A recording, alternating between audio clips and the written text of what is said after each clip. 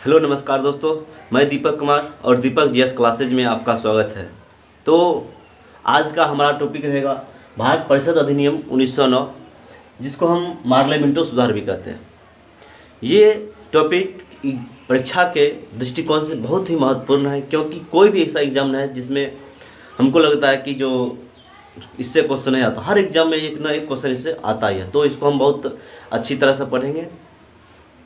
तो देखिए, Morley Minto सुधार जो है, भारत परिषद अधिनियम 1919 तो ठीक है, इसको मार्ले मिंटो सुधार भी कहते हैं। इसको मार्ले मिंटो सुधार क्यों कहते हैं और इसको मार्ले मिंटो सुधार को मिंटो मार्ले सुधार क्यों कहते हैं, इसका तो कोई रीजन होगा ना। मार्ले मिंटो सुधार कहते हैं, तो रीजन था। देखिए, भारत में कौन काम करता था? वायसराय। कौन? वायसराय था। और वायसराय रिपोर्ट किसको करता था?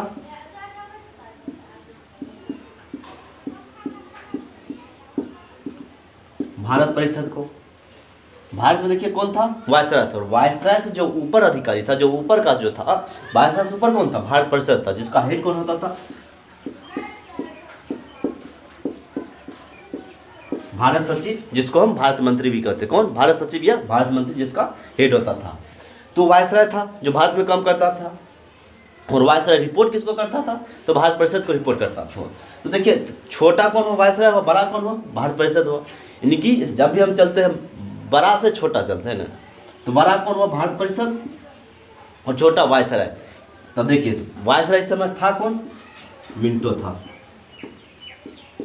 मिंटो। और वायसराय मतलब भारत सचिव कौन था? मार्ले था। मार्ले दिख रहा? देखिए क्या बोले, बड़ा जब भी चलेंगे बड़ा से छोटा चलेंगे, छोटा से बड़ा नहीं चलते हैं, बड़ा से छोटा चलते हैं। तो बड़ा कौन हुआ? भारत परिषद यानी कि भारत सचिव, और छोटा वायसराय। तो भारत सचिव कौन है? मार्ले है। और भारत मतलब वायसराय कौन है? मिंटो है। इसलिए हम मार्ले मिंटो कहते हैं, इसको मार्ले मिंटो। क्यों? क्योंकि भारत परिषद बड़ा है, छोटा वायसराय है। यानी कि क्यों? देखिए, वायसराय रिपोर्ट करता किसको? भारत सचिव को। किसको? भारत सचिव को। यानी कि बड़ा है भारत सचिव, इसका हेड हुआ कौन? भारत सचिव। तो पहले मार्ले का नाम लेंगे, तब मिंटो का नाम लेंगे। इसी तरह इस अगला हम देखेंगे मॉन्टेग्यू चेम्सफोर्ड सुधार। उसमें वही बात है जो अभी बताए हैं। भारत सचिव पहले आएगा, उसके बाद वायसराय आएगा। मॉन्टेग्यू चेम्सफोर्ड सुधार 1919। इसी तरह अब उसको हम इस तरह नहीं बताएंगे कि वायसराय इससे है और भारत सचिव है, तो इस तरह करते हैं। बस अभी समझ लिए कि भारत सचिव उच्च हुआ वायसराय से, इसलिए हम पहले भारत सचिव का नाम लेते हैं, फिर वायसराय का नाम लेते हैं। यानी कि पहले मार्ले का, फिर मिंटो का नाम लेते हैं। अब देखिए, कभी कभी कन्फ्यूजन हो जाता है डेट में कि जब मॉन्टेग्यू चेम्सफोर्ड सुधार और मार्ले मिंटो सुधार कब आया। देखिए, मार्ले मिंटो छोटा नाम है तो छोटा रहेगा, मॉन्टेग्यू बड़ा नाम है तो बड़ा रहेगा। देखिए, मार्ले मिंटो छोटा नाम है, यानी कि 1909, और देखिए 1919। इन दोनों में बड़ा कौन है? बड़ा 1919 है और छोटा 1909 है। तो मार्ले मिंटो सुधार कब आया? 1919 में। क्यों? कि देखिए, नाम में छोटा है ना, मार्ले मिंटो छोटा नाम है, और मॉन्टेग्यू चेम्सफोर्ड देखिए बड़ा नाम है। तो याद रखने ट्रिक हुआ, तो मॉन्टेग्यू चेम्सफोर्ड बड़ा नाम है, तो बड़ा डेट 1919, छोटा नाम है मार्ले मिंटो, छोटा 1909। समझ गए मार्ले मिंटो क्यों नाम पड़ा? इसको मिटा दें। देखिए, जब हम लिखे इसको, तो आप लोग कॉपी किताब लेके इसको लिखते चलिए। जैसे बोलते हैं ना, उसको कॉपी मुस्तर से लिखते चलिएगा। जैसे हम बोले कि वायसराय कौन था, तो आप कॉपी में लिख लीजिएगा। और जैसे तीर लगाते जाते हैं, उसको तीर लगा के, मतलब आपको जिस तरह सुविधा बुझा। देखिए, एक बार अभी पढ़ के दोबारा आप कॉपी देख के रिवाइज कीजिएगा ना, तो ज़्यादा समझ आएगा। इसलिए आप जब बोले तो आप लिखते चलिए। तो देखिए, ये तो समझ गए मार्ले मिंटो क्यों नाम पड़ा, लेकिन इसका जो आया, इसका कुछ तो कारण होगा ना। इसका कारण जान लेते हैं। कारण था बंगाल विभाजन।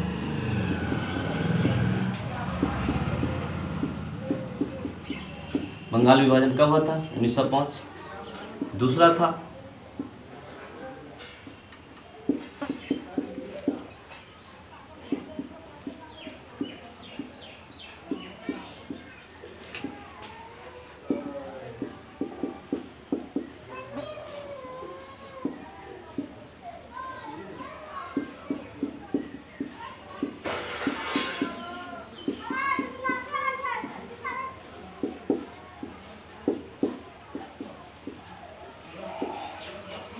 देखिए, इसका कारण कारण था कि 1905 में बंगाल विभाजन हुआ था। देखिए वायसराय जब आया था, वायसराय पहले देख लीजिए उसका शासनकाल कब था, 1905 से 1910 तक रहा था। कब? जब मार्ले मिंटो सुधार आया था तो उसका शासनकाल कब, 1900 मतलब आज मिंटो का 1905 से 1910। कारण था बंगाल विभाजन हुआ था 1905 में, पता होगा। उसके बाद हुआ कि इंडियन नेशनल कांग्रेस ने होम रूल की मांग कर दी थी, मतलब भारतीय राष्ट्रीय कांग्रेस जो था उसने होम रूल की मांग कर दी थी कि हम देखिए होम रूल की मांग करते हैं। अब होम रूल क्या होता है? होम रूल होता है कि छोटे स्तर का शासन होता है। क्या? एक छोटे स्तर का शासन होता है।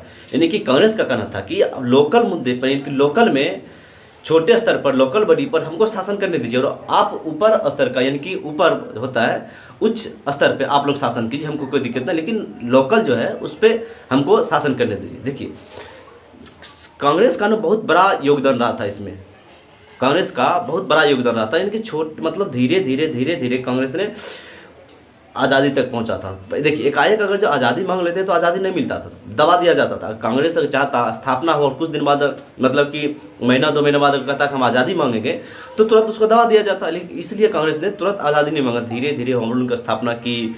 मतलब आगे पहले स्वराज की मांग किया गया था 1895 में, पता होगा बाल गंगाधर तिलक ने मांगे थे। धीरे धीरे मांग करते गए, बढ़ते गए, तो उसके बाद हम आज़ादी तक पहुँचे थे। तो उसके बाद क्या होता है, मुस्लिम लीग की स्थापना हो गई थी 1906 में। क्या? 1906 में। कहाँ हुआ था? ढाका में।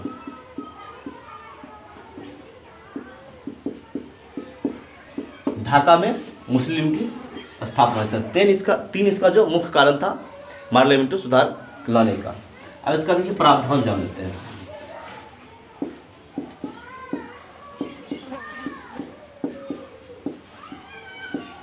प्रावधान ये महत्व देखते हैं। हुआ था कि वायसराय की जो कार्यकारी परिषद थी उसमें परिवर्तन होता है।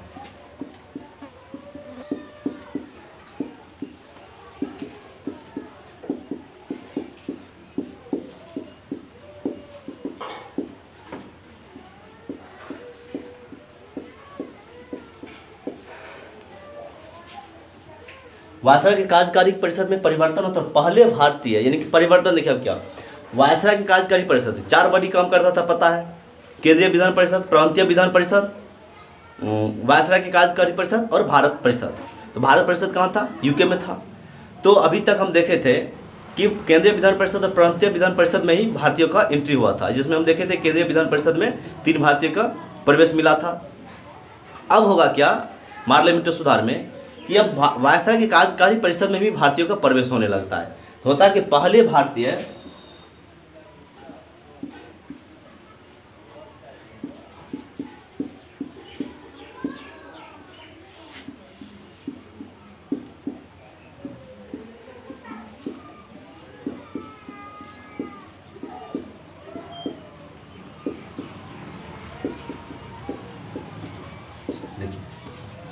वायसराय की कार्यकारी परिषद में प्रवेश लेने वाले पहले भारतीय बनते हैं कौन? सत्येंद्र प्रसाद सिन्हा। क्वेश्चन आता है कि वायसराय की कार्यकारी परिषद में प्रवेश लेने वाले पहले भारतीय कौन थे? सत्येंद्र प्रसाद सिन्हा। इससे पहले नहीं था, लेकिन अब जो आया मार्ले मिंटो सुधार आया है तो पहली बार भारतीय को जो वायसराय की परिषद में, कार्यकारी परिषद में प्रवेश मिल गया। और किस पद पर थे? विधि सदस्य के रूप में। किस में? विधि सदस्य के रूप में। किसको मिला? सत्येंद्र प्रसाद सिन्हा को एंट्री मिला। पहले लिख लें, उसके बाद बात करते हैं। देखिए अब क्या होता है कि केंद्रीय विधान परिषद की जो संख्या थी, केंद्रीय विधान परिषद की संख्या थी उसको 16 से 60 कर दिया गया था। इससे पहले बड़े थे भारत परिषद अधिनियम 1892, उसमें था कि अधिकतम 16 तक रह सकता था। लेकिन अब क्या हुआ, 10 से 16 कितना था? 10 से 16 था। अब क्या हुआ कि अधिकतम 60 और कम से कम 16 उसमें संख्या रह सकता था। किसमें? केंद्रीय विधान परिषद में। उसके बाद होता है कि भारत सचिव परिषद जो था, भारत सचिव परिषद, उसमें पहली बार, देखिए जब भी पहली बार शब्द आए ना उस पर गौर कीजिए, उसको बहुत अच्छा तरह से ध्यान में रख लीजिएगा। पहली बार शब्द आए तो पहली बार 2 भारतीयों का प्रवेश होता है। किसमें? भारत सचिव की परिषद में। इससे पहले देख लेते, वायसराय की परिषद में 2 भारतीयों का प्रवेश मिल चुका था। सॉरी, एक भारतीय का, कौन? सत्येंद्र प्रसाद सिन्हा। किसमें? वायसराय की परिषद में। पहली बार वायसराय की परिषद में कौन प्रवेश किए? सत्येंद्र प्रसाद सिन्हा। उसके बाद क्या होता है, वायसराय की जो परिषद थी उसमें पहली बार 2 भारतीयों को प्रवेश मिल जाता। कौन कौन थे? एक थे केजी गुप्ता और दूसरा सैयद हुसैन मिलग्रामी। तो क्वेश्चन आता है कि पहली बार किस भारतीय को वायसराय की परिषद में प्रवेश मिला था? तो केजी गुप्ता और सैयद हुसैन मिलग्रामी। कौन कौन, KG गुप्ता और सैयद हुसैन बिलग्रामी। उसके बाद देखे थे बजट। देखिए बजट में पूरक प्रश्न पूछने का आज़ादी मिल गया था। देखिए इससे पहले जो पढ़े थे 1892 का भारत परिषद अधिनियम सॉरी, उसमें देखे थे कि प्रश्न पूछने का अधिकार मिला। क्या प्रश्न पूछने का अधिकार मिला, लेकिन पूरक प्रश्न नहीं पूछ सकता था। उसको था कि उसका प्रावधान क्या था, अगर आपको बहस करना था यानी प्रश्न पूछना है तो आप 6 दिन पहले हमको सूचित कीजिए कि हाँ इस मैटर पे, इस मुद्दा पे हमको बहस करना है, प्रश्न पूछना है, तब आप जो बोलिएगा 6 दिन पहले उसी पे बात कीजिएगा, उससे के अलावा कुछ। लेकिन अब क्या हुआ कि अब पूरा प्रश्न पूछने का भी आज़ादी मिल गया। आप एट ए टाइम कोई भी जो भी मनवाए क्वेश्चन पूछ सकते थे। उसके बाद हुआ था कि बहस करने का था 1892 के एक्ट में ही मिल गया था, लेकिन 1892 में मतदान का और प्रस्ताव पेश करना, ये दोनों जो है 1892 में इसका और इसका नहीं दिया गया था ऑर्डर। न मतदान कर सकता था भारतीय और न ही प्रस्ताव पेश कर सकता था। लेकिन अब क्या हुआ हमारे हिंदुस्तान में कि अब इसको पूरा प्रश्न पूछने का आज़ादी मिल गई, बहस करने का आज़ादी मिल गई, मतदान करने का अधिकार मिल गया और प्रस्ताव पेश करने का भी अधिकार मिल गया, यानी कि सब इसको अधिकार मिल गया। लेकिन इससे पहले क्या था, सिर्फ प्रश्न पूछ सकता था। तो समझ गए इतना तक। उसके बाद पहले लिख लें।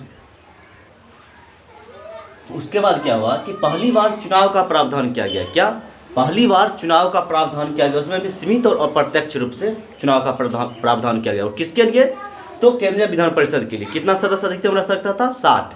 तो केंद्रीय विधान परिषद के लिए क्वेश्चन आता है कि पहली बार कब चुनाव का प्रावधान किया गया था, तो 1909 के भारत परिषद अधिनियम के द्वारा। ठीक। उसके बाद मिनटों द्वारा सांप्रदायिक प्रतिनिधित्व किया गया।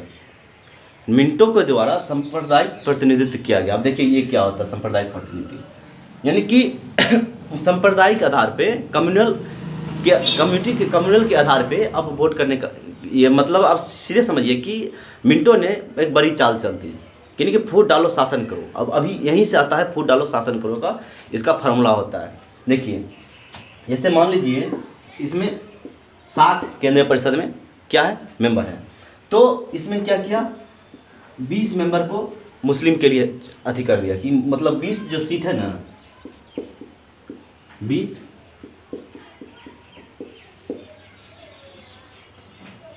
इसमें इस 20 सीट पर सिर्फ और सिर्फ मुस्लिम ही खड़ा हो सकता है। और यहाँ तक तो ठीक ठाक है, इतना तक ज़्यादा खराब नहीं की। लेकिन इस 20 सीट पर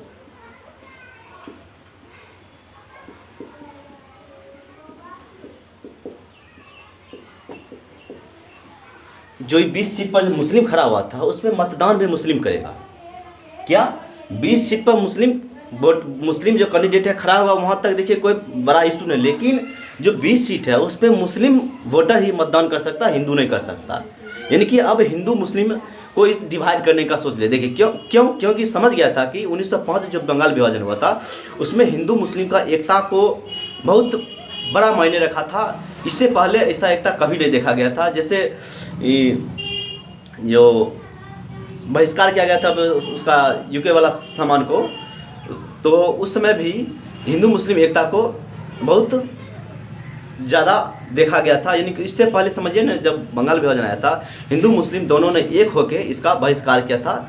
तो ये समझ गया मिंटो कि अगर जो हिंदू मुस्लिम एक होता है तो हम भारत में ज़्यादा दिन तक शासन नहीं कर सकते, इसलिए इसको डिवाइड करना बहुत जरूरी है। इसलिए इसने क्या कर दिया, सांप्रदायिकता मतदान का स्टार्ट कर दिया। इसलिए हम इसको क्या कहते हैं, बेनिवोलेंट डिस्पोजिशन, यानी कि उदार निरंकुशता वाला एक्ट भी इसको कहते हैं। यानी कि जो देखिए उदार निरंकुशता वाला एक्ट क्यों कहते हैं, पार्लियामेंट सुधार को। देखिए इसने क्या किया, हमको बहस करने का अधिकार दे दिया बजट पे, मतदान करने का अधिकार दे दिया, प्रस्ताव पेश करने का अधिकार दे दिया, यहाँ तक कि वायसराय में भारतीय को प्रवेश कर दिया, वायसराय की कार्यकारी परिषद में। उसके बाद भारत परिषद में भी भारतीयों को प्रवेश कर दिया। यानी कि उदार वाला काम तो कर दिया, लेकिन निरंकुशता वाला काम कर दिया। क्या, किसने हिंदू मुस्लिम को डिवाइड करने का सोच लिया कि भाई 60 सीट है, चलो 20 बार अगर जब मुस्लिम कैंडिडेट खड़ा होता है तो मुस्लिम ही सिर्फ मतदान कर सकता, अदर कोई मतदान नहीं कर सकता। यानी कि इसने सीधे बात देखिए अभी भी होता है कि दुर्भाग्य की बात है कि हमारे देश में अभी भी देखिए जब भी हिंदू मुस्लिम कभी भी दुश्मन नहीं है, ठीक है ना। इसको अपना स्वार्थ के लिए लोग अपना राज गद्दी स्थापित करने के लिए इसको डिवाइड करते हैं, हिंदू मुस्लिम में लड़ाते हैं। अंग्रेज भी वही किया था। अंग्रेज ने सोचा कि अगर हिंदू मुस्लिम एक साथ रहता है तो कभी हम भारत पर ज़्यादा दिन तक शासन नहीं कर सकते, इसलिए उसने क्या किया, हिंदू मुस्लिम को बांटना, डिवाइड करना स्टार्ट कर दिया। तब डिवाइड कैसे करेगा, तेरे भाई क्यों ना हम हिंदू को अलग वोटिंग करने का कर दे और मुस्लिम को अलग कर दे, इससे क्या होगा, दोनों में द्वेष पैदा होगा। तो इसीलिए हम इसको फूट डालो शासन को भी कर सकते हैं। क्या